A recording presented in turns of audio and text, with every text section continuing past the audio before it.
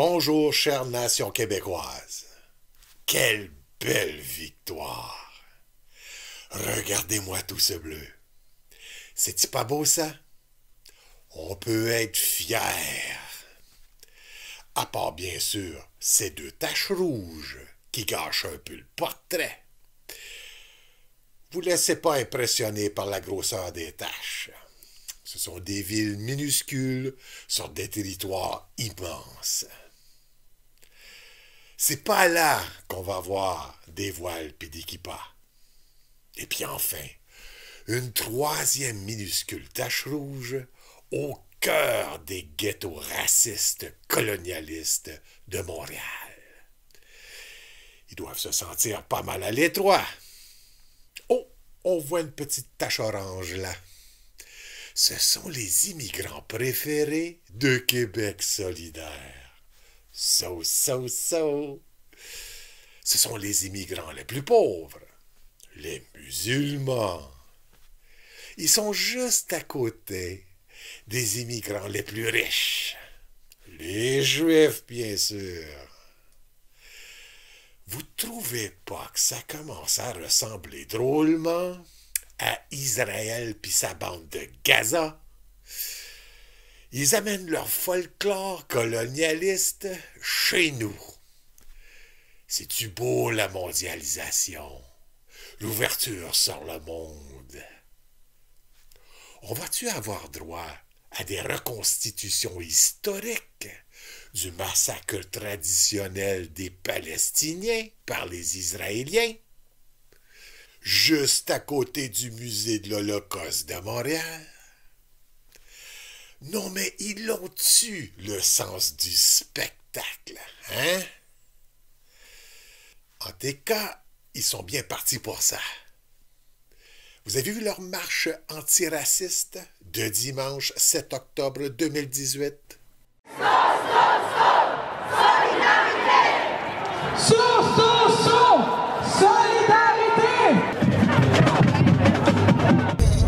Quebec wouldn't be anything without our immigration people. Faites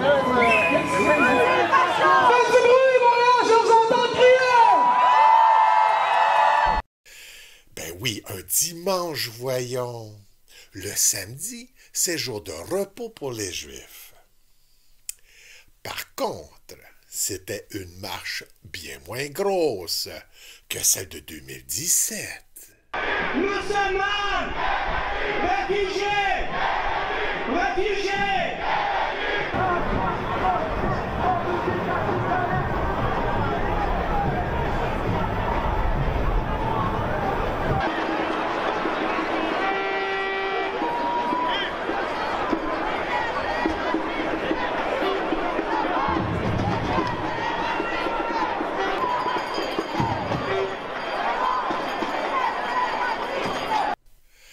La chancelière de ce petit Israël de Montréal, Meine Führer Kathleen Veil, a beau avoir été réélue.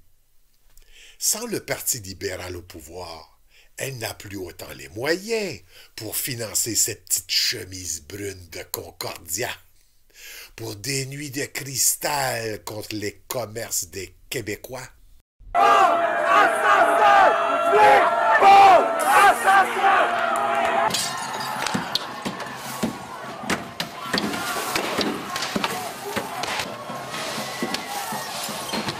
Une tradition juive qui date de 1936.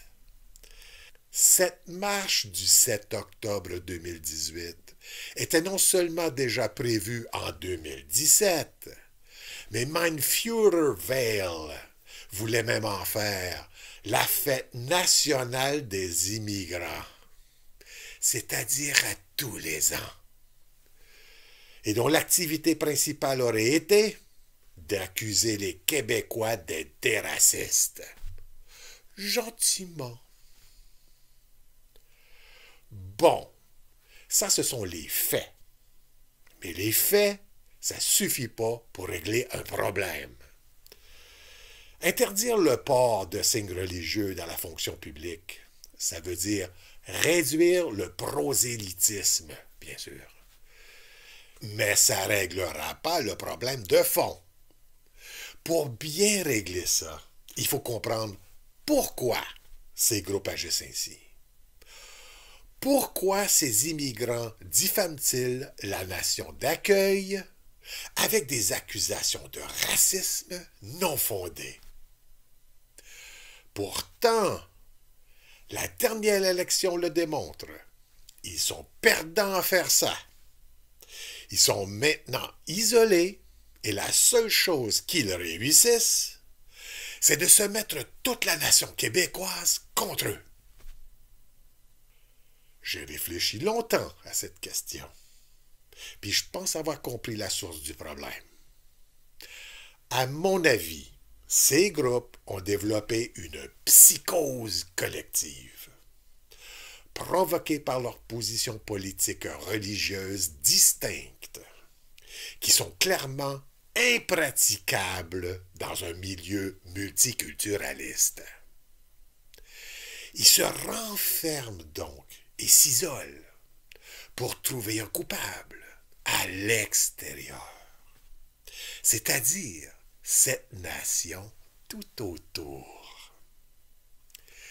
Le coupable enfin trouvé, ils évitent ainsi de mettre en cause leurs institutions religieuses racistes. C'est pourquoi j'affirme que la simple interdiction des signes religieux, c'est un bon début, mais ce n'est pas suffisant.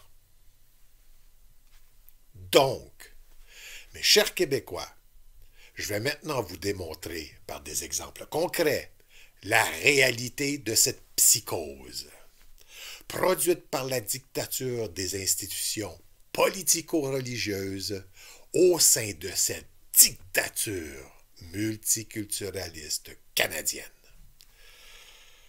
Ces exemples concrets sont avant tout les organisateurs de ces parades racistes contre les Québécois. Mais c'est aussi la scène qu'ils ont choisie pour nous diffamer. Cette scène est bien sûr cette reproduction en miniature du conflit israélo-palestinien en plein cœur de Montréal. C'est-à-dire le conflit entre les deux groupes religieux les plus racistes de la planète, les Juifs et les musulmans. C'est sur cette scène que ces deux ennemis jurés s'unissent enfin pour nous traiter de racistes, pour ensuite pouvoir se plaindre qu'on leur lance des tomates. Psychose. Bon, allons-y. Viviana Medina. Elle travaille pour l'organisation Immigrant Worker Center, c'est-à-dire une agence d'emploi exclusivement pour les immigrants. La page d'accueil de cette agence est en anglais seulement. Par contre, les Juifs ne sont pas inclus dans cette agence. Pourquoi? Parce que les Juifs ont eux aussi leur propre agence d'emploi. C'est l'agence Ometz. Vous pouvez chercher tant que vous voulez. Il n'existe aucune agence d'emploi réservée aux Québécois. Seuls les immigrants en ont. Viviana Medina accuse donc la nation québécoise de pratiquer le racisme qu'elle pratique elle-même. Psychose. Scott Weinstein. Scott Weinstein fait le tour du monde en se déclarant juif anti-sioniste. Pour ceux qui ne savent pas encore c'est quoi le sionisme, c'est la croyance religieuse que les Juifs sont une race. Israël, c'est un État sioniste, puis ses lois d'immigration sont sionistes. C'est-à-dire que pour immigrer en Israël, il faut du sang juifs. Leur croyance est que le sang juif est transmis par la mer. Comment c'est possible? Ils ne savent pas eux-mêmes.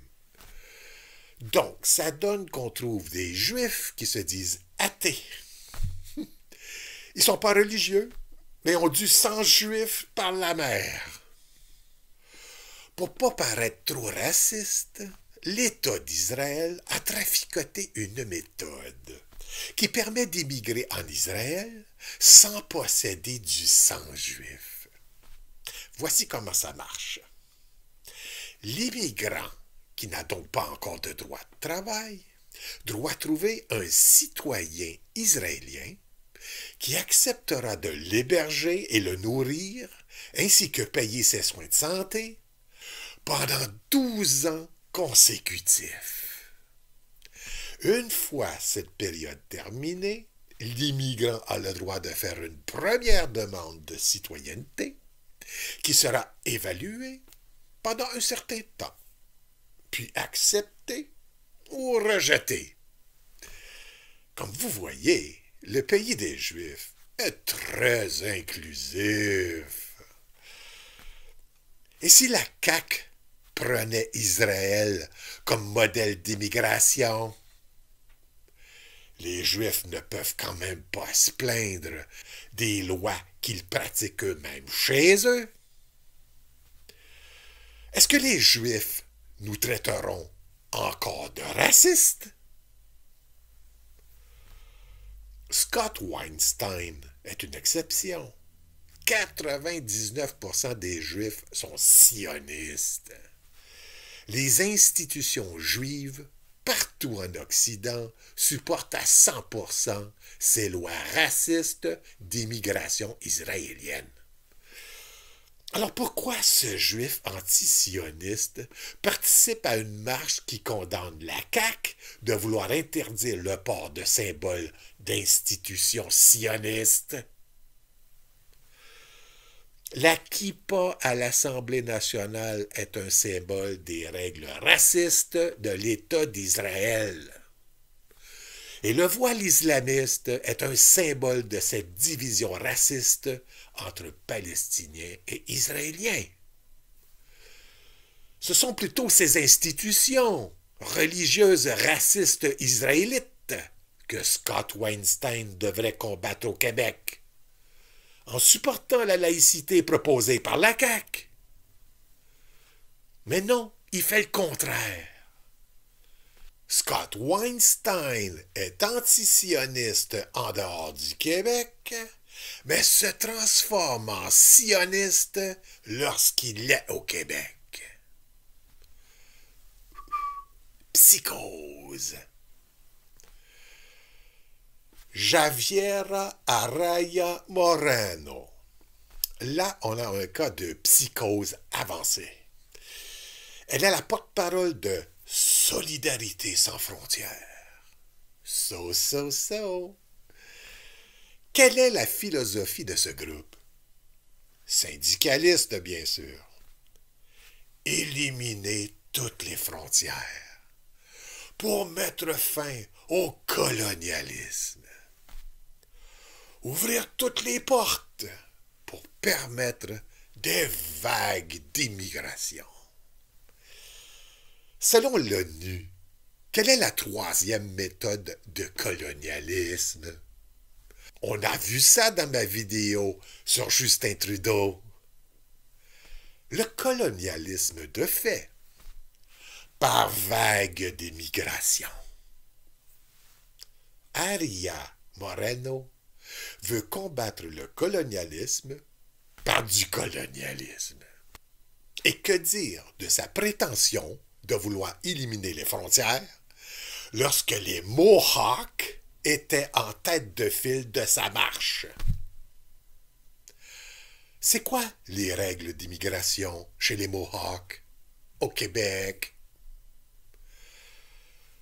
Le Conseil de bande de Kanawake a adopté en 1981 un règlement stipulant que seules les personnes de sang Mohawk peuvent vivre dans la réserve. Les couples composés d'un conjoint non Mohawk sont sommés de quitter la réserve, selon la logique du « si tu te maries avec quelqu'un de l'extérieur, tu sors ». Personne n'a jamais dit que les gens ne peuvent avoir de relations avec des non-autochtones. Simplement, ces gens sont tenus de vivre à l'extérieur du territoire.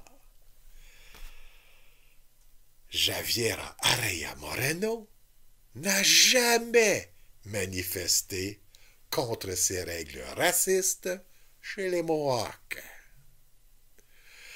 Pourtant, les 3 villages Mohawks sont juste à côté de leur marche.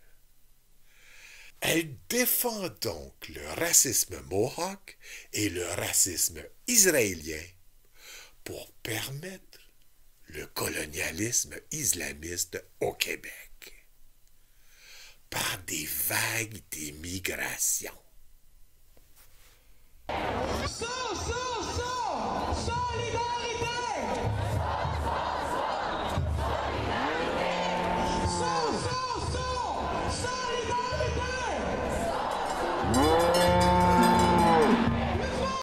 Et c'est pas tout. Ce sont les syndicats qui sont derrière cette campagne communiste, anti-frontières québécoise. Solidarité sans frontières, comme dans Québec solidaire. Et leur chant de rassemblement bien connu, So, so, so, solidarité. Solidarité, solidarité, laïcité, tous ensemble, tous. Une loi pour la laïcité. Une loi pour la laïcité. Une loi pour la laïcité. Une loi pour la laïcité. C'est bien ça que les syndicats chantaient pour supporter la charte de laïcité du Parti québécois en 2014. J'ai bien dit supporter la laïcité, c'est-à-dire l'interdiction des signes religieux en 2014.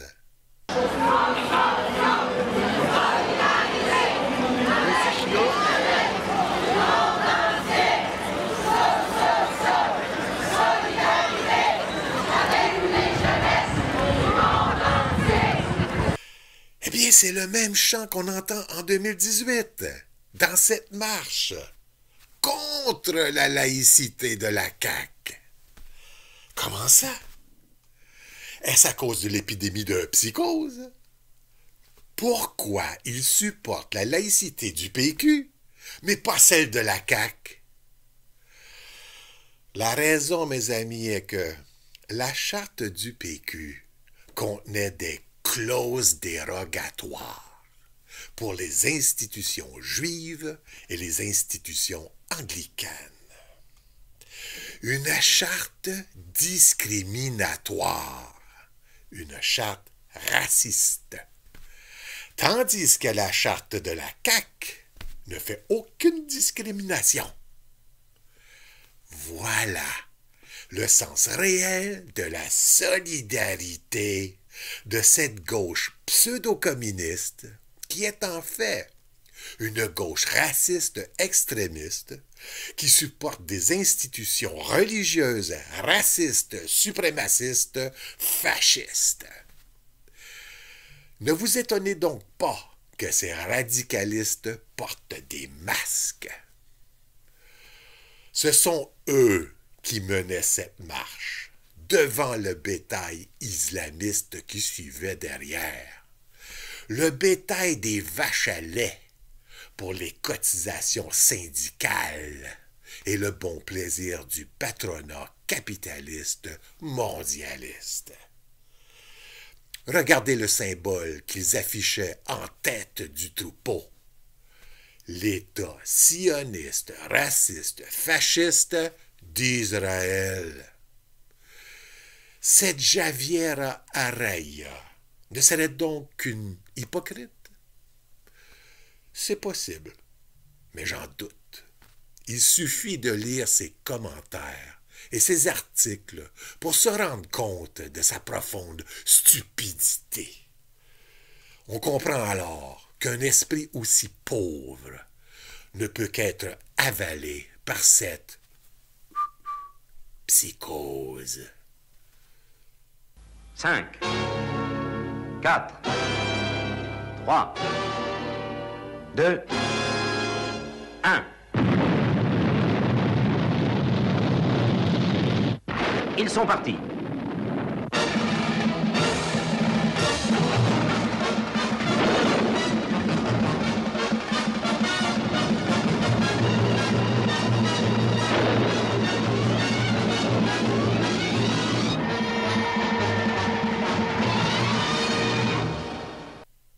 Safa Chebbi, une autre so-so-so. Elle est membre du conseil exécutif de la branche québécoise de l'organisme Alternative Internationale. Ça me rappelle la propagande de l'OTAN à la télé qui bourrait le crâne des jeunes dans les années 60.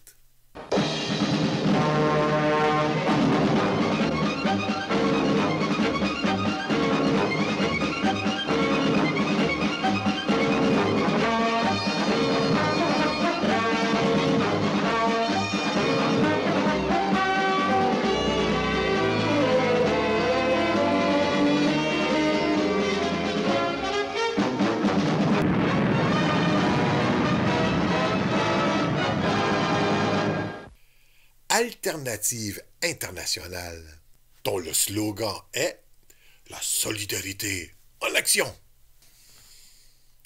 Financé par les syndicats, bien sûr. Je vous fais un portrait.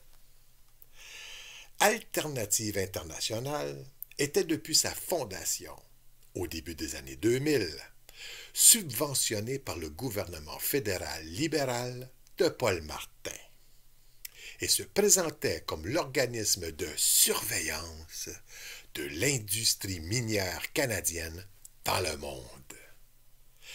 Ainsi, les syndicats s'installaient autour des mines dans ces pays pauvres pour y syndiquer les travailleurs, puis ensuite construire des écoles pour y endoctriner les enfants de ces travailleurs.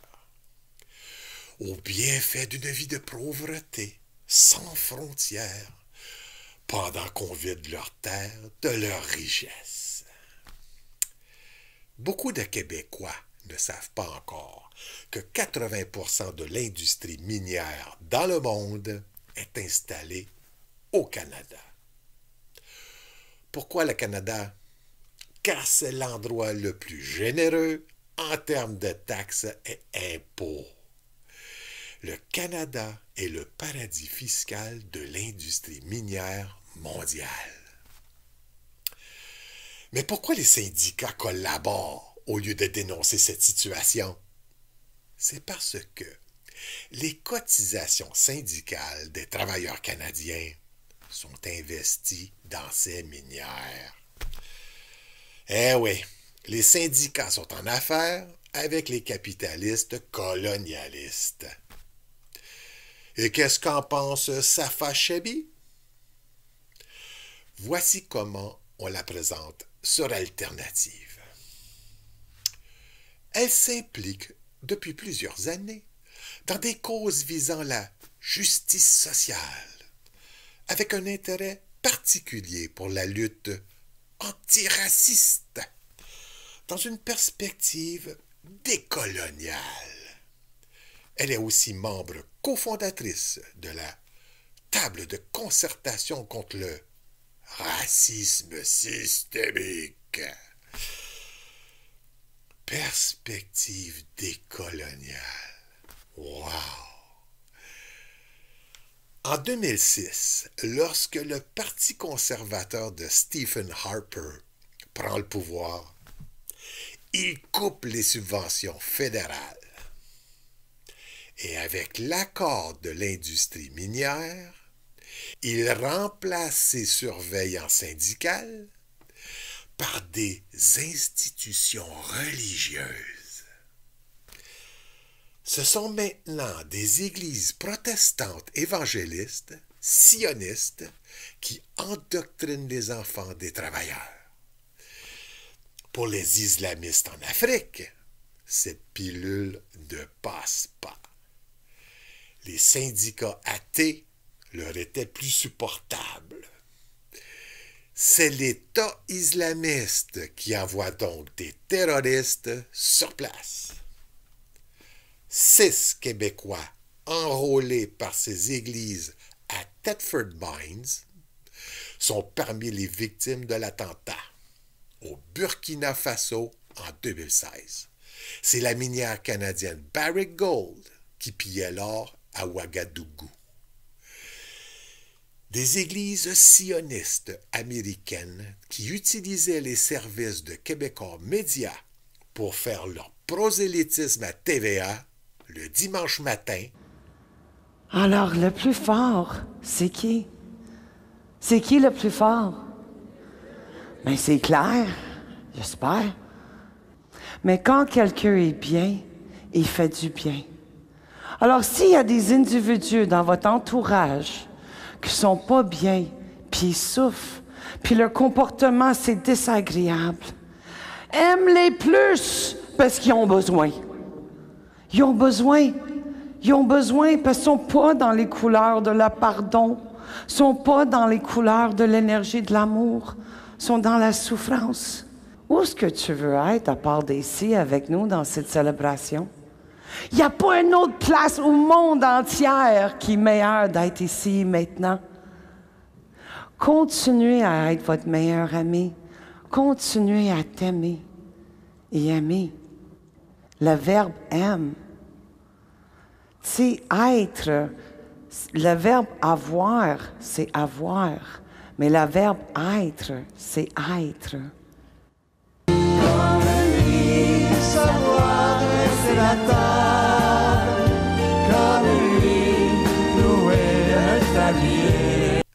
Pour piller les retraites des veuves âgées, des travailleurs victimes de l'amiante dans les années 60.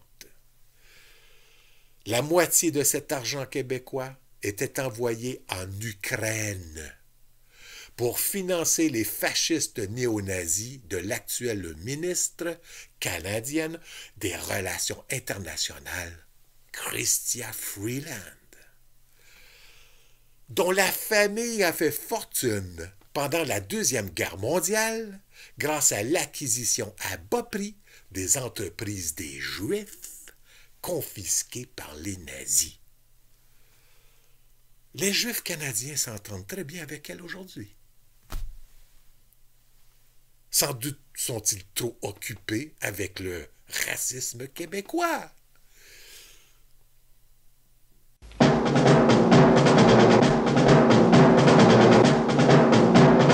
Avant de joindre Alternative,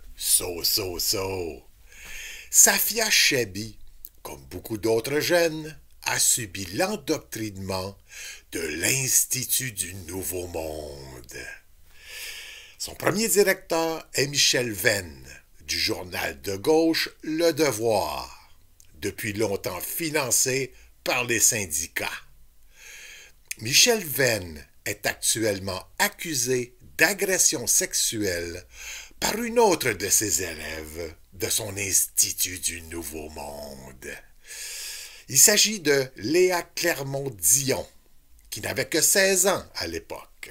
Clermont-Dion est aussi envoyée au Burkina Faso grâce à un stage de Québec sans frontières, une division jeunesse d'Oxfam Québec. Elle a mandat de faire un montage photo pour contrer la vision réduite qui est souvent montrée du continent africain. Ou en d'autres mots, montrer le bon côté du colonialisme. L'année suivante, l'Institut du Nouveau Monde s'allie à Minalliance pour l'organisation de conversations publiques sur la question des mines au Québec. Minalliance est une instance de relations publiques mandaté par l'industrie minière du Canada. Le plus important financement de cet Institut du Nouveau Monde provient de la Fondation McConnell, du nom de son fondateur, John Wilson McConnell. Qui était John Wilson McConnell? John Wilson McConnell était sans conteste le plus grand colonialiste canadien. C'est pourquoi il devient si riche. Après la Première Guerre mondiale, l'Empire britannique choisit McConnell pour compléter le colonialisme au Canada par une immigration massive d'Anglais qui seraient attirés par un réseau économique très profitable. Londres décide donc d'investir au Canada 90% de tous les revenus provenant des colonies britanniques. Les plus importantes sont les plantations de sucre dans les Antilles et aux Indes. C'est à ce moment précis que les Anglais font 5 tentatives d'assassinat contre Gandhi, qui ne cesse de faire des manifestations pour l'indépendance de l'Inde. McConnell obtenait donc le monopole du sucre des Indes, un sucre moins cher grâce au travail très peu payé des colonisés et très taxés Indiens. Grâce à ce monopole, McConnell avait donc le pouvoir de prendre contrôle de nouvelles entreprises d'exploitation de ressources premières en Amérique. Voici ce qu'on peut lire au bas du site web de la Fondation McConnell aujourd'hui. La fondation de la famille McConnell est située sur le territoire traditionnel Mohawk, un endroit qui a longtemps servi de lieu d'échange et de rencontre entre diverses nations. S'il y a une fondation qui est bien à sa place chez les Mohawks, c'est bien cette McConnell, n'est-ce pas? Comment elle a dit ça, la petite Safia, déjà? Je m'implique depuis plusieurs années dans des causes visant la justice sociale, avec un intérêt particulier pour la lutte antiraciste, dans une perspective décoloniale. Je suis membre cofondatrice de la table de concertation contre le racisme systémique. Psychose.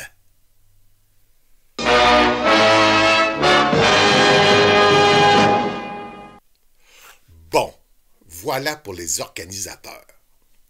Tous des racistes colonialistes qui s'ignorent.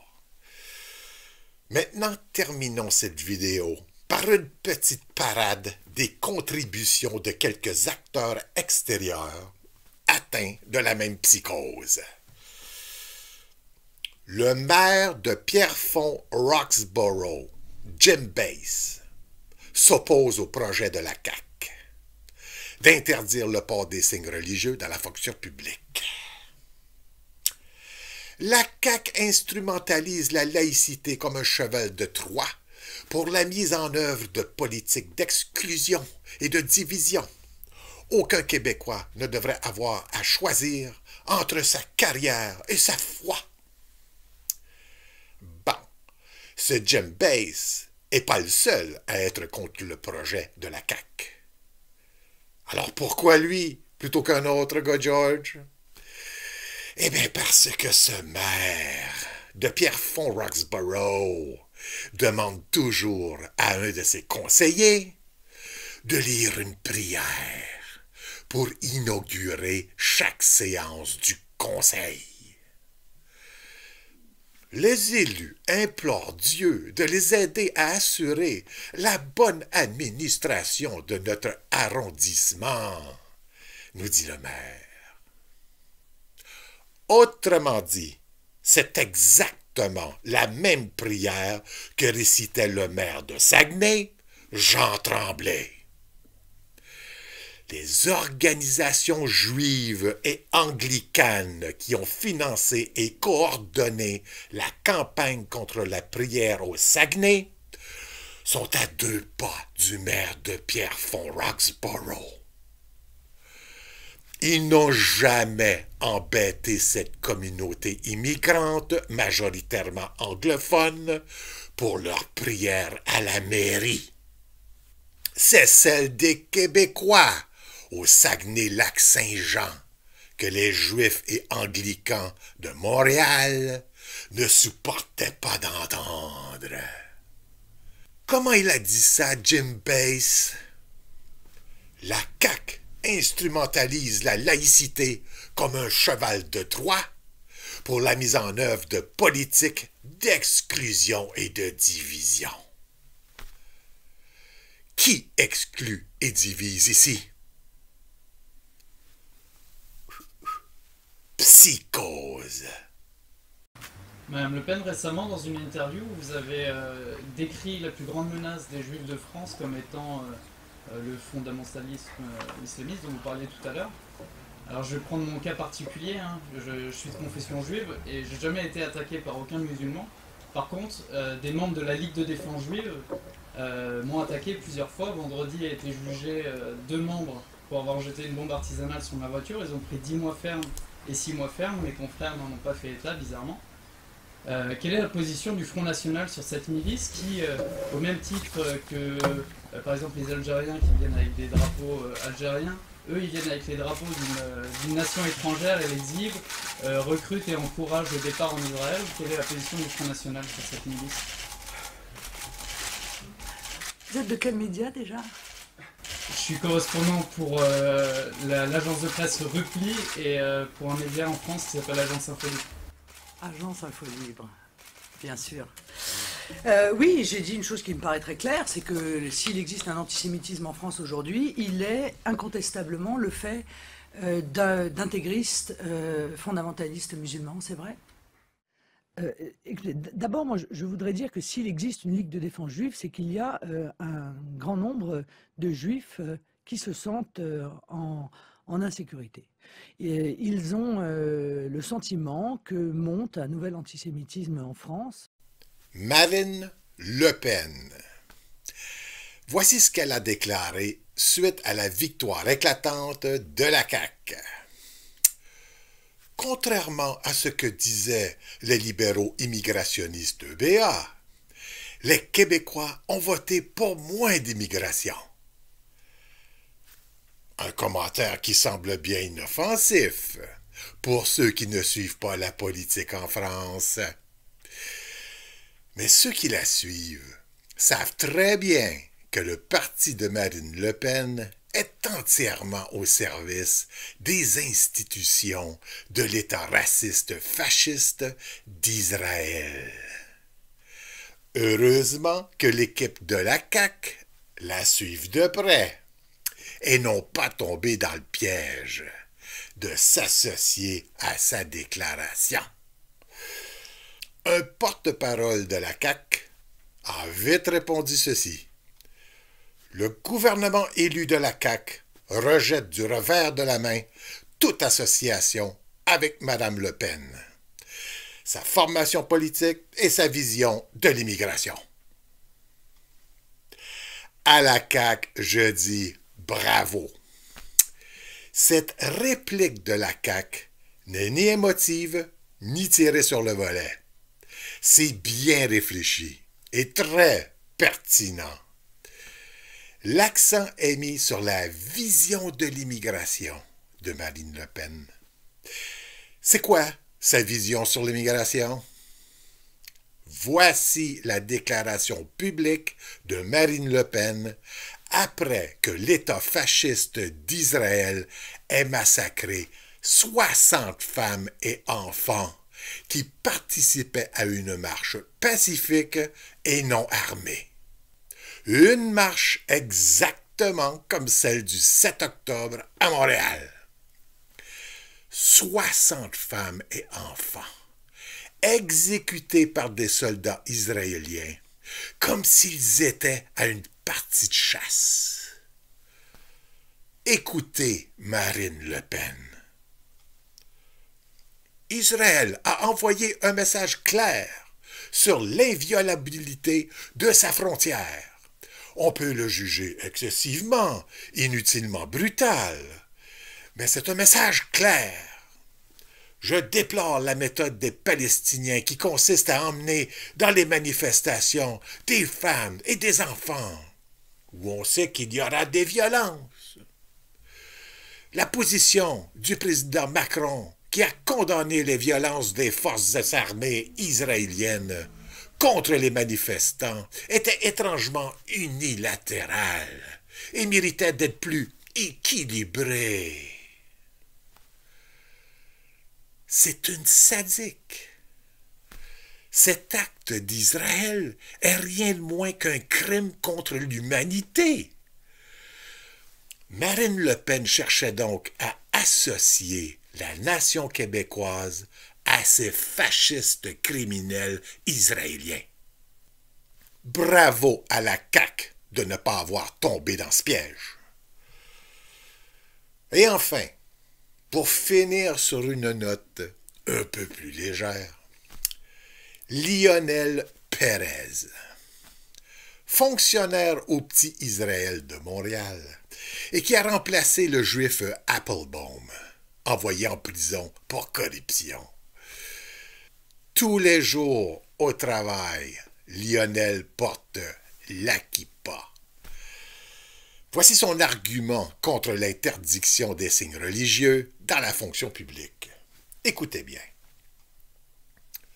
Nous sommes préoccupés par le message que cette politique pourrait envoyer. Interdire les signes religieux viendrait à créer deux classes de citoyens.